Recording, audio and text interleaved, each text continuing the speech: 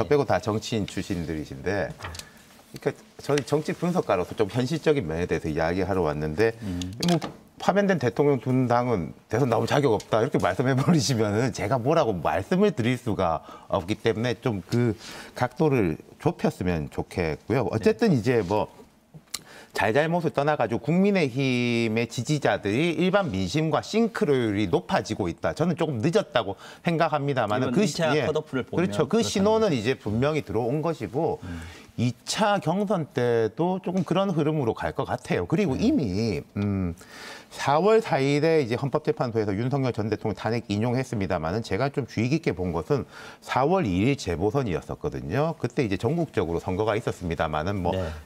전남 담양 같은 경우에는 조국혁신당과 민주당의 이제 경합이었습니다만 관심을 둬서 봤던 게 부산교육감 선거랑 거제시장 선거였었어요. 네. 특히 부산교육감 선거는 이 정당 공천이 아닙니다만은 그 국민권익위원회 부위원장을 지낸 아마 검사 출신이실 거예요. 네. 정승윤 후보가 강력하게 친윤 후보를 표방하고 뭐 전한길 씨 또 그 목사님들 이런 분들이 이제 강력하게 했지 않습니까? 관심 있게 봤던 것은 과연 이 친윤 진영의 티켓 파워가 얼마나 될 거냐. 제가 좀 유심히 봤는데 그걸 이제 진보 후보한테 부산의 전 지역구에서 다 졌단 말이에요. 바닥이 드러났다고 볼 수 있어요. 그리고 경남 거제 선거 같은 경우에도 되게 표 차이가 크게 났었습니다.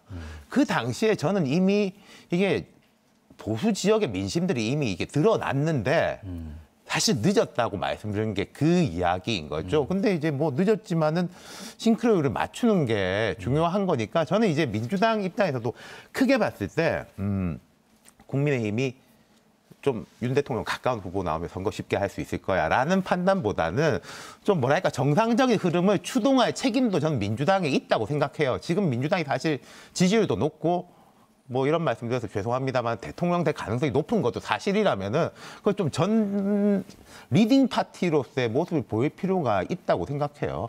네.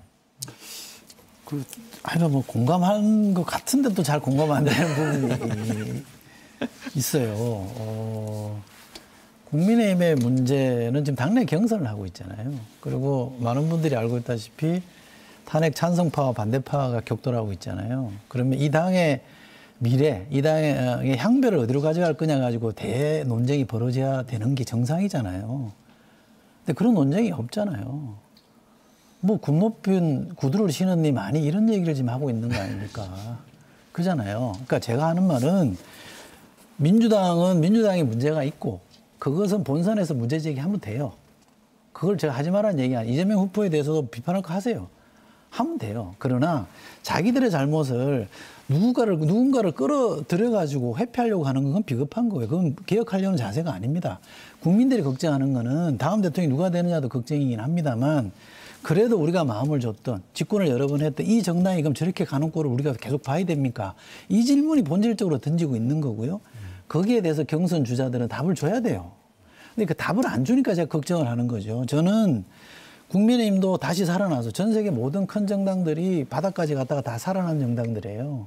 국민의힘이 다시 돌아와서 건전한 보수정당, 대한민국을 이끌 보수정당으로 자리매김되기를 원해요. 정상화되기를 원합니다. 그걸 너무 간절하게 원하기 때문에 그래야 우리 정치가 제대로 복원될 것이기 때문에 이 내부에 있는 사람, 이 당을 끌어가겠다는 사람, 그리고 대한민국을 끌어나가겠다는 사람들이 거기에 대한 비전과 문제 제기를 설사 당내에서 혼란이 오더라도 갈등이 생기더라도 과감하게 문제 제기를 해야죠. 안철수 후보가 왜 됐냐? 저는 단일화 한 거에 대해서 본인이 사과했잖아요.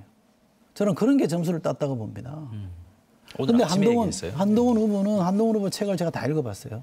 정말 밑줄검수 읽어봤어요. 그리고 한동훈 후보가 계엄 때나 탄핵 때 한 역할에도 저는 굉장히 높게 평가하는 사람입니다. 지금 말씀하신 대로 그분이 없었다면 안 될 수도 있어요. 그러나 그것은 잘한 것이고 이분이 당을 이끌어가겠다고 작심하고 나선 이후에 그 당 국회의원들이 관자업 집회 나가고 광화문 집회 나가고 헌재 때려 부시자고 할 때 왜 침묵합니까? 왜 그 국회의원들에 대해서 당신들 잘못했습니다. 왜 말을 못하냐고요. 저는 그런 걸 해야 된다고 요구하는 겁니다. 대통령 되고 안 되고는 그 다음 문제예요. 그래야 그 당이 정상화될 거 아닙니까? 그래야 대한민국이 보수정당이 살아있을 거 아닙니까? 그러면 우리가 저 큰 정당이 극우 정당 되는 걸 봐야 됩니까? 제가 답답한 게 그거예요. 제가 한동훈 대표에 대해서 그 미래에 대해서 저는 상당히 긍정적으로 바라보려고 애를 쓰고 그런 기대도 해봅니다만 붙을 건 정면으로 붙어야 됩니다. 당내 문제는요. 저도 당 생활을 해봤습니다만 지금 민주당 당적은 별로 없지만 내부 문제를 조금씩 양보하기 시작하면요. 나중에 감당 안 돼요. 그 이번에 논법에 제가 동의 안 되는 게 뭐냐. 잘 가다가 결정적인 대목에 가면 이재명 얘기를 꺼내요. 이재명의 문제와 별개로 저는 이거는 문제를 푸는 방식이 아니라고 봅니다. 2차 경선에서도 지금 이제 공교롭게 2대2 구도가 사실 찬탄 반탄으로 하면 구도가 돼버렸는데 2차 경선에서도 찬탄 반탄이 이슈가 될 거다 이렇게 보십니까? 그리고 결정적인 변수가 될 거다 이렇게 보십니까? 왜냐하면은 뭐 김문수, 홍준표 후보가 여전히 있으니까요. 네. 그리고 또 그 비슷한 의견을 가진 뭐 당장 이제 그 현역 의원들도 꽤 있죠. 이런 상황에서는 찬탄, 반탄, 뭐 비상계엄 이런 게 이슈가 안 될 수는 없습니다. 그게 뭐 아픈 지점을 말씀해 주셨습니다만 그게 국민의힘의 현 주소입니다. 제가 보더라도. 하지만 굉장히 아까도 말씀드렸습니다마는 우리 정당이 배출한 대통령 두 번째 탄핵마저 일어나다 보니까 네. 많은 당원들의 어떤 그 트라우마가 굉장히 심하거든요. 이런 상황에서 이제 그 경선 후보들이 어려운 싸움을 하고 있는 겁니다. 이런 상황에서 당을 어떻게 이끌겠다. 물론 세부적인 여러 가지 어떤 개혁안이 나올 수 있겠습니다만은 결국은 헌법 가치라고 하는 비상계엄을 우리가 어떻게 바라봐야 됩니다. 에서 출발하지 않을 수가 없습니다. 우리 당은 그게 현 주소입니다. 그래가지고 열띤 지금 토론도 있는 것이고 거기에서 또 뭐 배신자론도 나오는 말도 안 됩니다만은 그런 프레임까지 만들어지고 있는 게 우리 당의 현 주소입니다. 우리가 민주당이나 이재명 당대표를 끌어들이는 것이 아니라 그리고 이재명 당대표가 이끄는 민주당 때문에 비상계엄이 일어났다라는 말씀이 아니고 현실이 그랬다는 거예요.